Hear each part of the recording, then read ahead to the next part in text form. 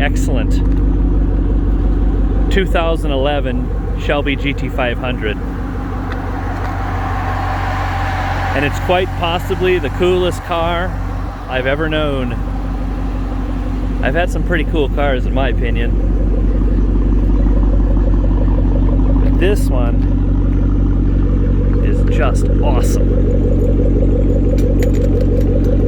That's a Borla exhaust that you hear. I think it's called Attack. The car is in near perfect condition, nearly perfect. It's had a lot of upgrades.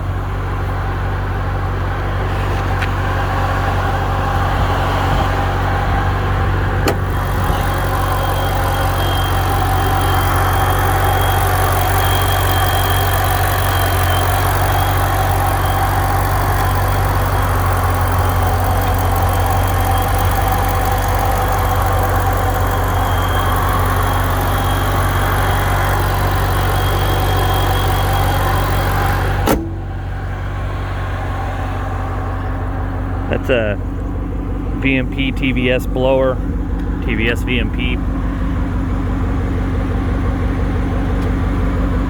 It's got a claimed 829 crank horsepower, 721 at the wheels. That's the dyno that came with the car. I've never independently verified that myself.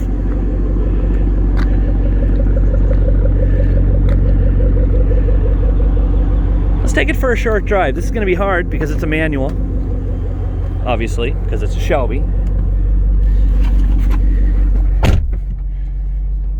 The car has about 22,800 miles on it. The miles are going to go up because now that the summertime has come out, I'm going to enjoy it, top down and such. The previous owners installed these A-pillar gauges. I'm not the biggest fan, but there they are. Signed dashboard by Mr. Shelby himself. He died in 2012. This is a 2011. I'm gonna put on my Shelby sunglasses if I can find them. Maybe I can't. I love this car. I can't give it the beans like I sometimes do with my slower cars because this is so fast that it'll just spin its tires. And I need two hands on the wheel.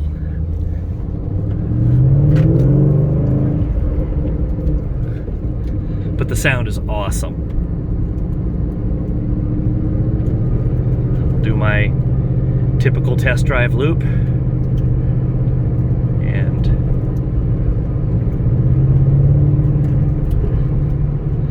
This has a Ford Racing suspension. It's the adjustable suspension. I've got it set on Grandpa setting right now, and it actually rides pretty smoothly. To be honest, it actually floats a little bit like one of my, like my Fleetwoods. But I like that. When you tighten it down, it gets pretty firm, and you race car folks, you might like that more than Grandpa setting. I can't floor it in first gear, it'll just spin, but I'll give it a little bit of gas. Yeah, see, it just spun. And that's already 40. I mean, we got it to 40 miles an hour in that period of time.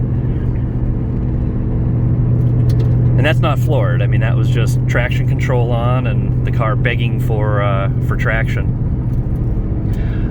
You know, the 662 horse version, 13 and 14, those things are 0 to 60 in about 3.5 with the right launch and the right tires, and this one's got more power, so I think it's just at that point traction limited. So I suspect somewhere around the same 3.5 to 60.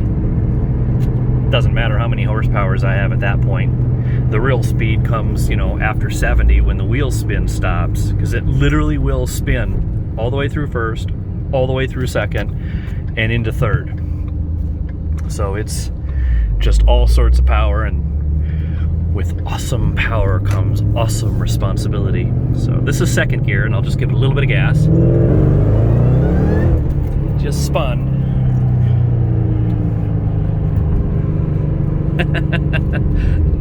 Oh, I love this car. It's got all the power you need, and then some more. And just for good measure, just a bit more than that. Never lost a race. Most people don't expect this car to have as much power as it has, nor do they expect an old fart like me to drive it. I raced for 14 years, and I've raced a couple of these S197 Mustangs, so I'm kind of familiar with how they work.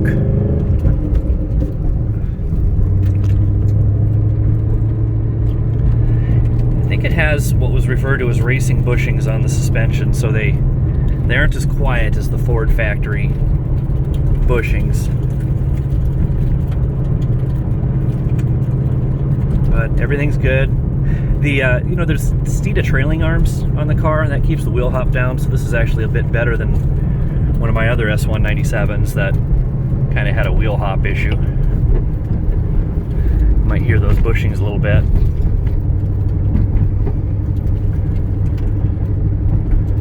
Of course, this one, whoop, gosh, sorry, I'm not good at this, covering up half the camera. This one's got the upgraded nav, system.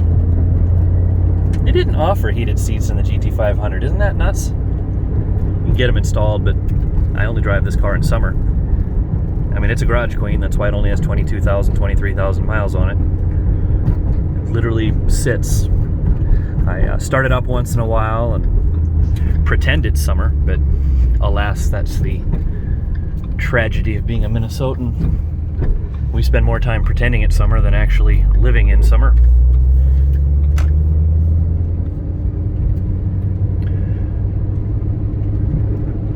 Car's perfect, that goes without saying. It's perfectly maintained. It needs nothing. And it's just so darn cool.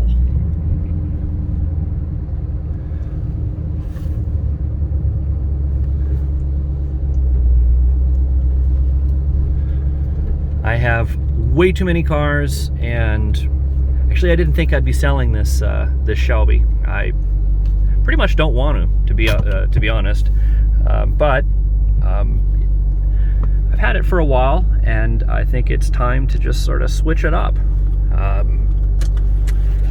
Considering something that might be a two-seater. This one's got 4 seats, which is nice, but now that my kiddos are moving on, I don't really need a 4-seat convertible. I might consider a 2-seat convertible. However, when it comes to things like practicality, the Mustang platform is actually pretty good. Decent trunk, decent rear seat, stuff like that. I'm not going to put the top down. It works. I mean, you unlatch it here and you push the button, but I'm not going to bother with that. And I'll end with the beautiful sound of this